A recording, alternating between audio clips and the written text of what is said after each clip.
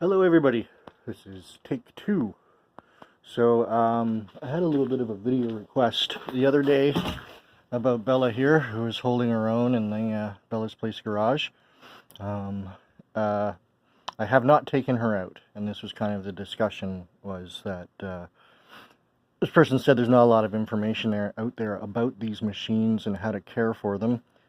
There's not really. And one of the things, and I don't know if other people's dealers told them this or not, but Bella, or the Cajero, is not an all-winter or all-year-round vehicle. It's not a winter vehicle.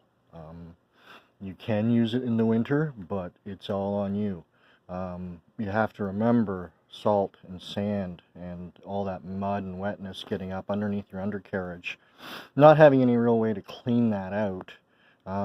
You know, unless you hoist it up or manage to get under there somehow and wash it out. But that's my concern, was the salt and sand and ice and things like that.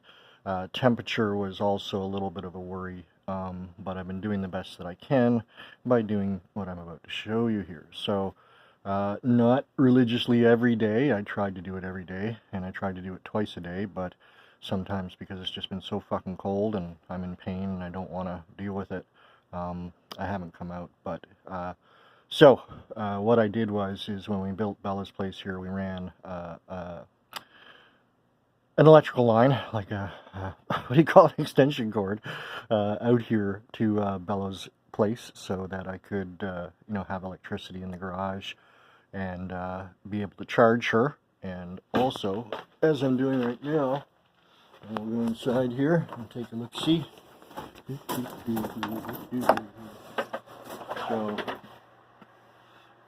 this is what I've been doing when I come out for a puff or whatever, and I try and come out here for about 20-25 minutes, sometimes less if it's really fucking cold, like it is today, but at least I'm out of the wind. But I've got this little ceramic heater, and I put it on low, and I just kind of direct it at the box on the bottom here, and that's where the battery compartment is underneath the seat. So I usually do that and kind of move it around and try and move up, you know, just try and get some kind of heat into around where the batteries are. I know it's like very minimal because it's of course heating up the housing more than it is the batteries.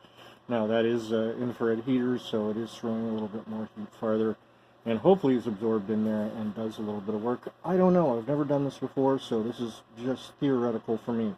And so then what I've been doing is, and what the dealer recommended was just making sure the batteries don't freeze. And you can do that by putting in the right key. Oh, come on. Well, this is embarrassing.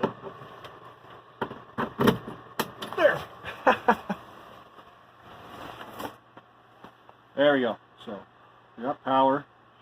So, and also what I do is while that heater's running, I'll turn the vehicle on, and then what I do is I turn on the light, and you know, that engages the battery, right, along with the power being on.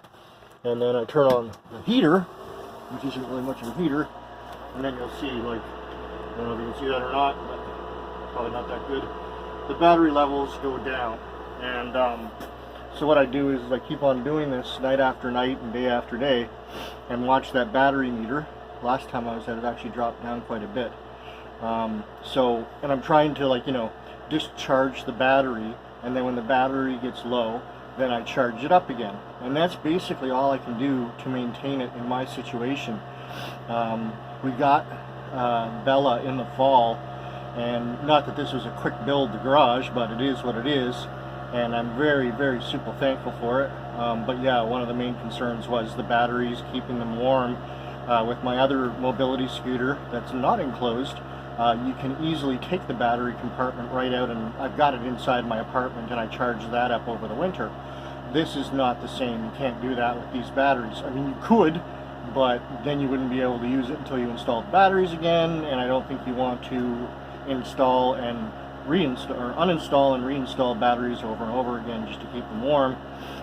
Sure, you could probably get it down to a science, but still, I don't want to take that seat off every freaking time and, you know, take out the batteries, take them inside, warm them up and charge them, keep them in there. Oh, I want to use my car, take them out. Yeah, no, bullshit.